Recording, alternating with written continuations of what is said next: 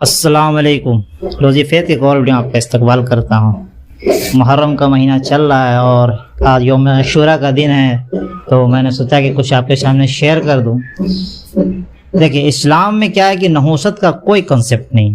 کسی کے اس دنیا سے جانے پر نوحہ، چھاتی پیٹنا، کپڑے پھاڑنا سے ہمارے نبی صلی اللہ علیہ وسلم نے سختی سے منع کیا ہے. ہمارے نبی صلی اللہ علیہ وسلم نے فرمایا کہ جو منہ پر تماچے مارے، کپڑے پھاڑے اور ظاہر لوگوں کی طرح چلا کر رہے وہ ہم میں سے نہیں. یہ کتنے بڑا اسٹیٹمنٹ ہمارے نبی صلی اللہ علیہ وسلم نے کہا ہے. اور ہے کہ شہید جو خدا کی راہ میں مارے جائیں وہ زندہ ہیں. قرآن کہہ رہا ہے تم انہیں مردہ مت سمجھو، ان کو رزق دیا جاتا ہے. اور جو زندہ ہے، زندوں پر اب ماتم کیسے کر رہے ہو؟ اس لیے شہیدوں کا ماتم کرنا پوری طریقے سے منع ہے. اور یوم عاشوراء کا روزہ جو پہلے فرض تھا، لیکن رمضان کا روزہ فرض ہونے کے بعد یہ ابھی نفلی عبادت میں شامل ہو گیا. اور جب ہمارے نبی صلی اللہ علیہ وسلم انہوں نے دیکھا کہ یہودی بھی 10 تاریخ کا روزہ رکھتے ہیں، 10 محرم کا، یوم عاشوراء کا، تو انہوں نے کہا کہ ہمارے نبی صلی اللہ علیہ وسلم نے غیر قوم کے مشابہت اختیار کرنے سے منع فرمایا. مشابہت مطلب ان کی جیسے دکھنے سے منع فرمایا، یعنی کہ غیر قوم، یعنی کہ جو بھی غیر مذہب ہے اس طرح کے جو بھی کام ان کے مذہب میں ہو رہا اس سے فرق ضروری ہے. اس لیے یوم عاشوراء کا اگر روزہ یہودی بھی اگر رکھتے تھے تو ان سے فرق کیا گیا کہ ملا کر رکھنے کا ارادہ ہمارے نبی صلی اللہ علیہ وسلم نے ظاہر کیا کہ پہلے ملا لے، 9-10 ملا لے، یا 10-11 کر لے، یا پھر 9-10-11 کر لیں. تو آئندہ سال ہمارے نبی صلی اللہ علیہ وسلم نے ارادہ کیا، یعنی کہ غیر قوم سے فرق ضروری ہے. ان کی طرح دکھنا سے بچنے کا، پرہیز کرنے کا، ہمیں ان سے پرہیز کرنے کی ہمیں تعلیم دی گئی ہے. ان کی مشابہت اختیار کرنے سے ہمیں منع کیا گیا ہے کہ غیر قوم کے مشابہت سے بچیں اور لوگوں کو بھی بچائیں. فرق ضروری ہے.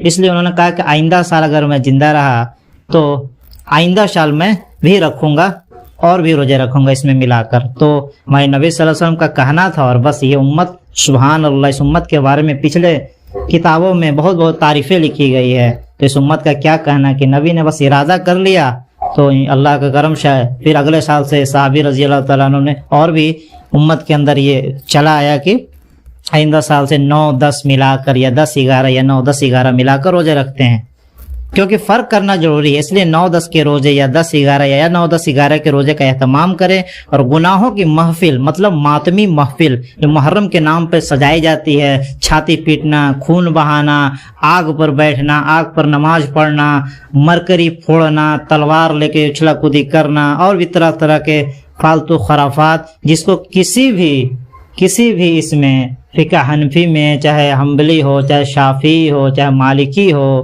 یہاں تک کہ دیوبندی ہو، بریلی ہو، اس میں بھی کوئی الاؤ نہیں ہے. بڑے بڑے جو عالم جو گزرے ہیں دیوبندی کے، بریلوی کے، اور جو بھی اہل حدیث ہو گئے اور جماعت اسلام، کسی میں کوئی اہتمام نہیں. لیکن پتہ نہیں یہ کہاں سے یہ آ گیا. خیر، اللہ تعالیٰ ہمیں اس طرح خرافات چیزوں سے ہماری حفاظت عطا فرما. اور 10 محرم کو کرنے کا 2 چیز یہ ہے کہ آپ ایک روزہ رکھنے کا ہے جو ملا کر رکھیں، 9 تاریخ، 10 تاریخ، یا 10-11 یا 9-10-11. اور 10 تاریخ کا محرم کا روزہ لیکن ضرور رکھیں. ایسا نہ ہو کہ 9 کو رکھیں 10 کو چھوڑ دیں. مین 10 ہے، 10 کو ضرور رکھیں، اس کے ساتھ ایک ملا لیں، 9-10 ملا لیں یا 10-11 ملا لیں. اور خاص طور پر 10 محرم کو آپ عشوت کر دیں اپنے خرچ میں، یعنی کہ خرچ میں، جیسے عید کے دوران عید میں کیسا ہوتا ہے کہ آپ خرچ میں عشوت کرتے ہیں، نئے پکوان بناتے ہیں طرح طرح کے، اسی طرح محرم میں بھی آپ کو خرچ میں عشوت کریں، طرح طرح کی چیزیں لائیں، افطاری میں بھی بہت سارے انتظام کریں، اور بھی بچوں کو دیں، بوڑھے کو دیں. سب تو آپ کے گھر میں روزہ تو آپ نے نہیں رکھتے ہیں سارے لوگ، کوئی لوگ روزہ رکھتے ہیں اور سب روزہ رکھتے ہیں تو بہت اچھی بات ہے. لیکن خیر جو بھی ہے خاص میں عشوت کریں، پاکٹ منی دے دیں یا جو بھی دے دیں. اور یہ ہے کہ یا آپ اگر اس میں دن خرچ کریں گے تو ایسا ہے کہ آئندہ سال بھی اللہ تعالیٰ کبھی فراقی، کبھی تنگی آنے نہیں دے گا انشاءاللہ. اور امید ہے کہ اللہ تعالیٰ ہمیں جو بھی خرافات محرم کے نام پہ ہوتی ہے اسے کرنے سے اللہ تعالیٰ ہماری حفاظت فرما. اور خاص طور پہ کالے کپڑوں سے پہننے سے، اس موقع سے کالے کپڑے سے علماء نے منع کیا ہے. وائٹ کپڑے پہنے، وائٹ کپڑے جنتی کپڑے پہنے، یہ لعنتی کپڑے نہ پہنے. اور آئندہ پہنے، کبھی کبھار پہن سکتے ہیں لیکن خاص طور پر محرم میں نہ پہنے. غیر قوم کے مشابہت سے بچے، فرق بہت ضروری ہے. آپ دیکھیں کہ ہمارے نبی صلی اللہ علیہ وسلم روزہ ایک عبادت ہے، اس میں فرق ضروری ہے. روزہ عبادت ہے تو کیا ہو، لیکن یہودی رکھتے اس فرق ضروری ہے. ایک اور کہ مجوسی کو ہمارے نبی صلی اللہ علیہ وسلم دیکھا کہ اس نے مونچھ کافی بڑھا کر رکھے ہوئے ہے, تو اور پھر ہمارے نبی صلی اللہ علیہ وسلم نے کہا کہ تم مونچھے کو کترواؤ اے مسلمانوں اور داڑھیاں بڑھاؤ. تو اس طرح سے آپ دیکھیں کہ عبادت میں ہمارے نبی صلی اللہ علیہ وسلم نے کوئی اس میں ایسا چیز نہیں ہو رہا تھا. عبادت میں ہمارے نبی صلی اللہ علیہ وسلم نے حکم دیا کہ یعنی کہ اس سے فرق پیدا کرو غیر قوموں سے. تو امید ہے کہ انشاءاللہ اللہ تعالیٰ مجھے بھی توفیق دے, آپ لوگ کو بھی توفیق دے, سب مسلمانوں کو توفیق دے کہ ہر طرف خرافاتوں سے بچیں. اور آپ یہ دیکھیں اسلام کو آپ کو سمجھنا ہے تو سب سے اچھا ٹاپک, سب سے اچھا کنسیپٹ یہ ہے, سب سے اچھا مطلب آپ اسلام کو سمجھنا چاہتے ہیں تو یہ ہے کہ یہ خرافات نہیں, جیسے کہ ہوتا ہے نا کہ گلی میں آپ پھنسے ہوئے ہیں جام میں, یہ ریل ٹریفک, یہ فلاں ٹھکانا, جب ہائی وے آتے ہیں تو آپ کو کتنا مزہ آتا ہے, ایک دم پلین روڈ, چوڑا روڈ ملتا ہے. بس سمجھے کہ اسلام بھائی ایک دم پلین سیدھا روڈ, ایک دم ڈائریکٹ روڈ ٹو جنہ, اہدنا الصراط المستقیم. اور اسلام میں یہ ہے کہ آپ کوئی بھی چیز دیکھیں تو آپ غور فکر کریں کہ قرآن میں نبی لوگ کس طرح سے قوموں کو سمجھایا ہے. کیا اس طرح سے اسلام پھیلا ہے؟